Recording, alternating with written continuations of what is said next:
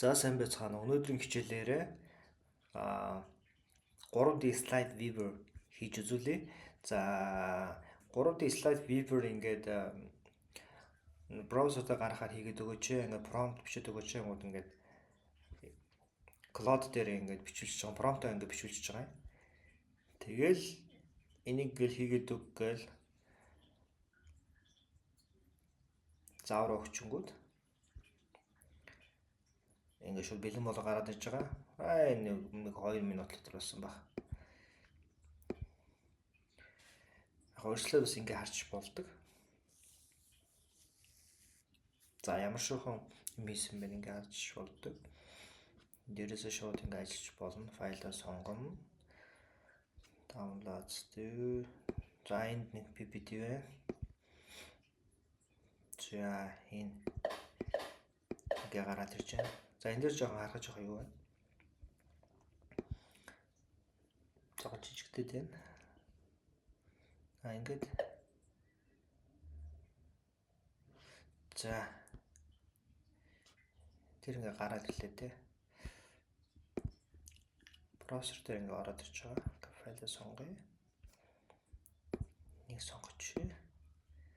За иймэрхүү байдлаар гарч иж байна. Ингээд дуу сонгож болно. За ингээд өөрчилж болно. Минимал гэл. За иймэрхүү байдалтай арай илүү сонирхолтой байдлаар ингээд гарч иж байна. Нэгэн хэв юм биш те.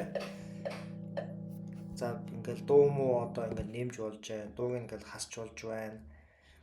Тэ. Дахиад нэг слайд ингээд нэмж болж байна. Өнгийн ингээд өөрчилж болж байна.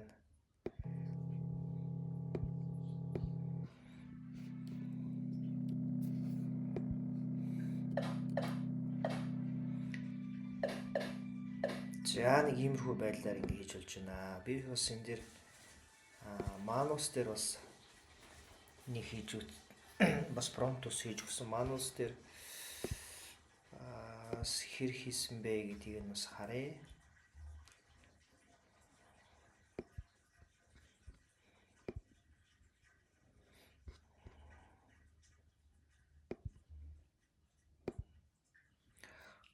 За энэ ингээд би ингээд саяны prompt-ыг өгсөн.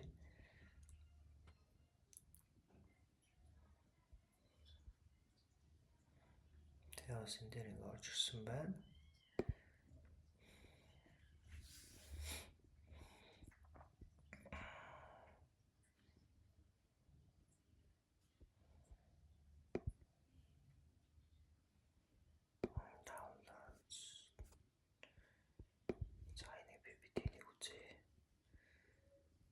За энэ дээр ингэж орж байна.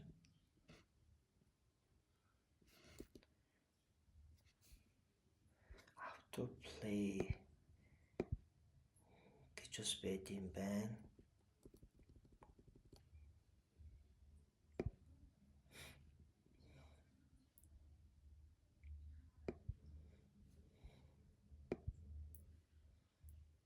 Гэж байд юм байна. За энэ дээр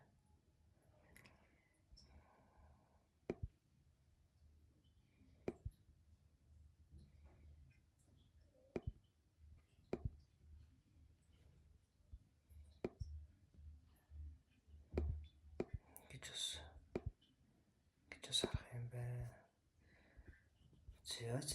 За нэг иймэрхүү л байх юм байна да.